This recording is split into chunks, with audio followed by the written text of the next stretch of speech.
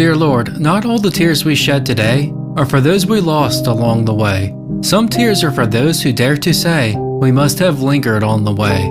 Tears for those who fought so brave and gave their lives, and for those of us who died inside. We had been in hell and did return. God's mercy will be shown to them who served so well and suffered long, they who are the humble in this land, and did proclaim freedom to all in God's domain. Guide us, dear Lord, in your great way, we who are not trampled on the way.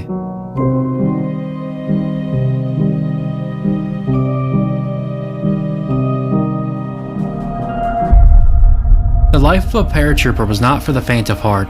The airborne of World War II were tasked with missions only those with the willpower to punch death in the face could handle. Between jumping out of planes straight into enemy gunfire and surviving days behind enemy lines, the paratroopers would have one of the most dangerous jobs during the war. While their brave brothers in arms famously stormed the beaches of Normandy, the airborne was tasked with flying overhead past the German stronghold, parachuting down into the forest behind the beach during the dead of night, all while being shot at and shot down by enemy artillery and gunfire. Within the first 2 days, casualties would claim 50% of paratroopers, some 2,500 airborne casualties. Clearly, being a paratrooper was only for the courageous and the daring. While all these soldiers on D-Day braved one of the most horrific moments in history, there is one unit that stands out due to their unconventional attitude and daring mindset. The 1st Demolition Section of the Regimental Headquarters Company of the 506th Parachute Infantry Regiment, 101st Airborne Division of the United States Army, more commonly known as the Filthy 13. The Filthy 13 was the inspiration behind the novel and later the film The Dirty Dozen, which depicts a unit by the same name. Now, this then inspired an Italian movie called The Inglourious Basterds, which in turn both of these movies inspired the movie you may be more familiar with, Inglourious Basterds. Units famed for their lack of traditional military discipline and their fearlessness in battle, but they would always accomplish their mission, something they'd all share with the real-life Filthy 13. Now, regardless of the movie rabbit hole, let's look at the history of the unit. There were actually quite a few members of the Filthy 13, far more than 13, as you'll find out a lot of them would actually die or be injured as an unfortunate result of their many wartime exploits. There's too many to really introduce them all, so instead I'll introduce them whenever there is relevant context. The leader and perhaps the most recognizable name of the group was Jake McNasty McNeese. Sergeant McNeese's style of leadership is what gave the unit their iconic mentality and their signature look. It's with McNeese back in the United States where the story of the Filthy 13 truly begins. McNeese was an Oklahoma firefighter, which meant exemption from the war efforts abroad. However, due to a drunken brawl where he nearly beat a man to death and in a subsequent effort to flee from the police, McNeese volunteered as a paratrooper. McNeese liked the idea of being able to hop straight into the battle, close quarter combat, and have a bit less disciplinary measures. Tasks such as cleaning and close order drills seemed pointless to McNeese, who would later say he realized that these tasks taught discipline, something his lack of would cause many issues during his military service. McNeese didn't mind the combat, in fact he seemed to welcome it. He just didn't care to endure the chores of being in the military. As a paratrooper, he was taught to act without officers as due to the higher casualties, a paratrooper needed to be able to improvise and react accordingly. There was a much greater risk of being a paratrooper, sure, but McNeese valued the independence afforded to them. Being a paratrooper meant always being right in the midst of the action, a role most men could not stomach, but one a daredevil may find excitement in. With such a job came a strong chance you would not survive, as many paratroopers died before they could even pull their parachute cords. Still, this was the only role McNeese found appealing. However, there was an understandable uphill climb to even be accepted as a paratrooper. Still, this was the only role McNeese would even consider, and he would end up making the cut. McNeese was assigned to demolitions and would go through months of training in Georgia. McNeese started earning a reputation as early as basic training, within his first week, beating a mess sergeant over a stick of butter. Between getting in fights in the barracks, fighting officers, fighting military police, and disobeying orders, McNeese would be a regular at the stockade. The soldiers were assigned to 5-man tents, with no floor to shelter them from the muddy ground, making keeping things dry and clean nearly impossible. Still, McNeese's group apparently made no effort to do so at all, earning the nickname the Dirty Five. This original 5 had a reputation for staying dirty, staying drunk, and staying in trouble, their lack of discipline often finding them in the stockades. Now of these 5, 1 would be kicked out, 1 would be transferred to assist in the headquarters, and 2 would go on to be early members of the Filthy 13. Martin Max Majewski, a man known for being good at football and standing his ground in a fight, and Louis Lollop Lip, a large man known as one of the strongest around. Within the Demolitions platoon was also another group known as the Warsaw Seven, nicknamed for its members having Polish heritage. The Warsaw Seven and the Dirty Five quickly befriended one another. Joseph Joe Oleskiewicz would also go on to be a member of the Filthy 13. One of the members of the Warsaw Seven would actually die during a drill. When setting charges and laying wires, the wind caused the two lines to touch, causing its explosion, which according to McNeese, blew his whole chest up. This untimely death would be just a bitter taste of the wartime tragedies to come. The two groups would combine, forming a demolition squad with McNeese as their leader. So after months of training and getting in trouble, they were all sent out to England to prepare for the invasion. McNeese, although himself undisciplined, was known to have complete control over his men. His unconventional methods would make him an infamous leader among the officers in command. It was while in England that the group would earn their Filthy 13 nickname, and the 13 that would jump on D-Day would be formed. The nickname was earned because during their stay in England, the group refused to bathe.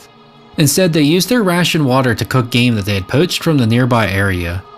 The Filthy 13 lineup changed pretty much completely by the time they were deployed.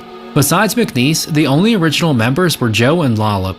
Majewski was transferred but would come back to the group later in the war. Whenever there was a soldier who a sergeant couldn't control, he would be transferred to McNeese's unit, where there wasn't much discipline. Some of these new arrivals were John Peepno Tail, Jack Hawkeye Womer, Robert Ragsman Cone, Roland Frenchy Baraboo, Charles Maul Darnell, perhaps the best name of the group, James Piccadilly Willie Green. There was also Charles Chuck Plata, George Gugu Radecka, and Jack Agnew. If you counted 12, not 13, that's because Brinsley Stroop was injured in a practice jump, making them down a man, although they would add another half dozen for the jump. The group didn't believe in following the rules of the military. They thought it was trivial. However, they all loved a good fight, and they were about to get one. Right before they boarded the planes to take them to Normandy, and half of them to an unfortunate death, the 13 donned their iconic look. Due to McNeese's Native American heritage, he cut his hair into a mohawk and applied face paint. His men liked the look, so they cut their hair and applied the face paint too, and the iconic look would be born. The photos taken of them will go viral in the 1940s since, with the 13 becoming American icons. Their look perhaps made them appear crazy to their fellow soldiers and the Germans, but it also had a certain intimidation factor to it as well. Soldiers that weren't thrust into the fray, but instead ones that welcomed it, embracing the action. Jack Wilmer would be the only member to jump without a mohawk or face paint, as he wasn't a fan of the idea. Being a paratrooper was one of the most dangerous jobs of World War II, with a life expectancy that didn't expect you to make it through a second jump, and unfortunately, many wouldn't. All of the paratroopers had a mission they needed to accomplish once they landed. And with such a high fatality rate, improvisation and an ability to act on one's own accord without officers was crucial to get the mission accomplished, no matter what. The main objective of the 13,000 paratroopers on D-Day was to hold off German reinforcements and a counterattack on the beach. This was accomplished by seizing roads, bridges, and specific areas to immobilize the Germans. Every unit had a specific task. As demolitions, the Filthy 13's mission on D-Day was to parachute behind the German lines, locate 3 bridges, seize and control them, and if necessary, blow them up. Of course, as more often than not, things wouldn't go exactly as planned. One can only imagine how nerve-wracking it must have been to be in that plane flying over Normandy, to hear and feel the outside metal being pelted with enemy bullets, to see that red light flick on signaling your squad to stand and get ready to jump. When it changed to green, that was the signal to leap, flying right through enemy gunfire and into a zone crawling with German soldiers. One thing that a paratrooper's job can heavily rely on is the job of pathfinders. A pathfinder is essentially someone who jumps about half an hour prior to the paratroopers and marks the positions with visual and radar signals. This helps the pilots and the paratroopers know where they are going, identifying drop zones and guiding them along their mission. For many groups, including the Filthy 13s, the pathfinders were either shot down or lost. Regardless, it meant the 13 were dropped in the wrong place and had to find their own way to the objective. As far as the 13's plane ride itself, it went as well as it could. They were not shot down and all of them were able to jump. However, due to James Piccadilly Willie Green's parachute being shot through the plane, it delayed some of their jumps, meaning the group was separated before they even hit the ground. Piccadilly Willie would be captured when he landed, being a POW, a prisoner of war, for the remainder of the conflict. He survived, but weighed just 82 pounds when he was released. When they landed, that was when the trouble really began. Half of the members would either be killed, wounded, or captured during the mission, As soon as they landed, they were all separated. Jack Wilmer would end up being picked up by another unit and assisting in their mission. Jake McNeese was immediately in the middle of the enemy with no Americans in sight.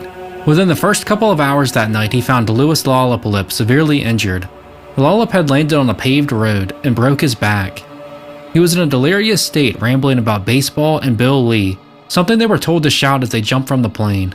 Unfortunately, Lollip would not survive. McNeese was alone for a few hours. He charged into a dugout expecting a German soldier to impale on his bayonet, but it was an American paratrooper. Together, rounding up a group of 10, including Jack Agnew, who would be the only Filthy 13 member who McNeese jumped with, to fight alongside him during the mission. They made their way through a German headquarters, gunning down groups of a dozen or so Germans at a time. Eventually, they would run into an American colonel. The colonel ordered McNeese and his unit to abandon their mission to secure the bridges, and to aid in a new objective, securing a perimeter. McNeese flat out ignored the order, instead leaving to fulfill the mission given to the Filthy 13. This is an example of McNeese's lack of discipline and disregard for commanding officers' orders, but also the sheer determination to complete the objective. McNeese and the makeshift group made their way to the first bridge, a smaller, wooden one, along the way losing and adding some men. They reached the bridge, put the explosive around it and blew it up, making their way to the next wooden bridge and doing the same. The third and largest bridge was the last target. Their objective was to hold it and only blow it up if necessary to prevent reinforcements to the beach. They set charges and defended the bridge as night gave way to morning. McNeese had taken off his clothes to dry and placed them on the ground next to him, which subsequently got hit with a mortar shell in what McNeese described as the most frightening part of the war for him. Sand was thrown in his eyes, his hand bloodied, and metal shrapnel in his face. They defended the bridge for days, with little to no food or water. Many of the group were killed by a German sniper who had them pinned down. Agnew managed to take him out. They continued to defend the bridge, at one point being bombed by the American Air Force, who believed the group had actually died and failed the mission. The planes would bomb and destroy the bridge, thus indirectly completing the mission. Those remaining would go on to kill a group of around 100 Germans and continue to clear out the area, having no bridge left to defend. On the 5th day, they would regroup and rest, having against all odds completed their mission. Many of the original 13 wouldn't see the others again. As stated earlier, Piccadilly Willie would be MIA and Lollip be KIA, but they were not the only casualties the Filthy 13 took. John Peepnuts Hale would be killed in action, as would George Gugu Radecka and Roland Frenchy Barabue. Ma Darnell would be taken as a prisoner of war. Initially, all that was discovered of Robert Ragsman Cohn was his dog tags. He was presumed dead, but actually had been taken prisoner. You see, back then for some reason, your religion was initialed onto your dog tag. P for Protestant, C for Catholic, H for Hebrew. Well, Cohn had an H, and he wisely ditched the dog tags before being taken prisoner. His story is actually a pretty interesting side note. He hid with a farmer for a couple of days who then turned him over to the Germans. He was taken to a prison camp, and he, along with other American soldiers, were liberated by the Russians, whom they fought alongside with for a while until he and another paratrooper decided to walk to the American lines. They made their way through Poland and Romania into Russia, were thrown in jail, released, and then sent to an American base. Cohn actually made another jump before he was discharged. None of the surviving Filthy 13 knew he was alive until he called McNeese in 2002. Anyway, all this left was McNeese, Wilmer, Agnew, Oleskovics, and Plauta as original members who would go on to fight another day. They would go on to help secure the nearby vital French town, Carentan. But for time's sake, we're going to fast forward a bit to their next jump. The Filthy 13 will be filled back up with replacements, with new members such as John Dewey and John Denty Moore. The group had taken many casualties during Operation Overlord on D-Day, but due to McNeese's relentless attitude, their mission was successful. The next major obstacle was Operation Market Garden. This mission involved paratroopers jumping into the Netherlands, or Holland. This was one of the largest airborne attacks in history. The end goal was to secure a part of the Rhine River, allowing invasion into northern Germany. That didn't happen, however some Dutch cities were liberated. In terms of the Filthy 13, their mission was to take the city of Eindhoven and once again secure bridges. Compared to the prior Normandy jump, this one consisted of fighting in streets and houses, and due to it being afternoon rather than night, soldiers could easily regroup after jumping. The Filthy 13 would parachute down into Holland, except Plauta, who had parachute issues and ended up not jumping, returning back with the plane. The paratroopers landed about 10 miles from the target city and were immediately surrounded by tanks. They lost a lot of men but were able to clear the area. They fought their way to the bridges, which they then captured, then moved on to the larger primary bridge, securing it too, and after about a day and a half of ceaseless combat, the city of Eindhoven was theirs. The unit then went on to hold the bridges for several days. It's here where we see another example of McNeese's lack of discipline when it came to following orders, and his intuition saving his and others' lives. While defending one of the bridges, they noticed German bombers coming in hot. McNeese told all the men to get out of the area. A lieutenant, believing the Germans would not bomb the bridge, ordered everyone to stay put, in their positions, threatening to court-martial anyone who left. McNeese didn't back down and got most of his men out of there, which was a wise decision as the Germans did actually bomb the bridge.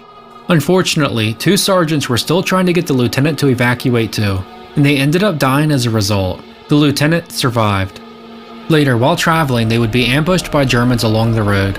They had to fight through houses, tanks, mortars, and just about everything to escape and advance forward. There weren't as many casualties in Holland as Normandy, but the Filthy 13 did lose Joe Leskovics, who died along the way. It wouldn't be until much later that the group would learn of his fate.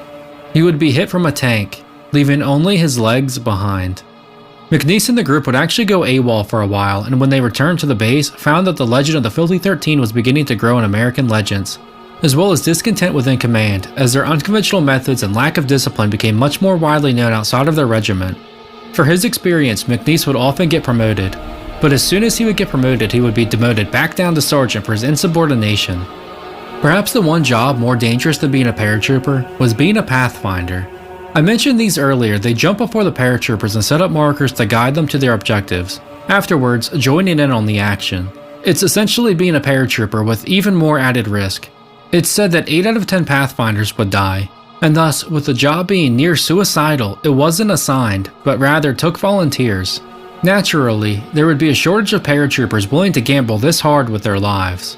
You probably see where I'm going with this. McNeese was asked to volunteer for what he believed was to basically get rid of him, as well as the early member of the unit, Majewski. McNeese would volunteer because he believed the job of the Pathfinders would soon disappear, with the war coming to a close, meaning this would be the last time he would have to jump. After McNeese volunteered, so would Majewski, and other members such as Jack Agnew and John Dewey. Now, as with everything in the story, things were never easy. The Filthy 13, now Pathfinders, would find themselves jumping into the Belgian town of Bastogne. However, this was during the Battle of the Bulge. This battle was one of the largest, bloodiest, and longest battles of the war. It was essentially the Germans trying to take the Allies by surprise, going on the offensive, the last of the German Blitzkrieg.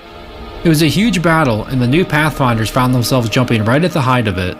McNeese and company dropped right into the city of Bastogne, which was surrounded on all sides by Germans. Firefights would ensue and the group would remain within the city for days, holding off the Germans.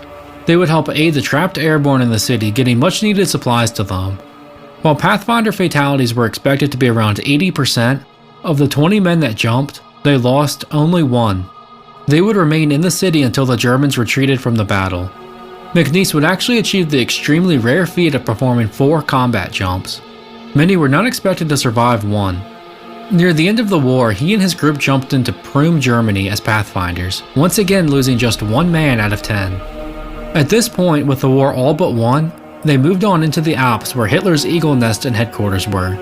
In addition to the other units, this was taken without much issue, and the group would finish out the war doing a lot of occupying with minor skirmishes, and return home to the States, but not without one last street brawl with the Paris locals.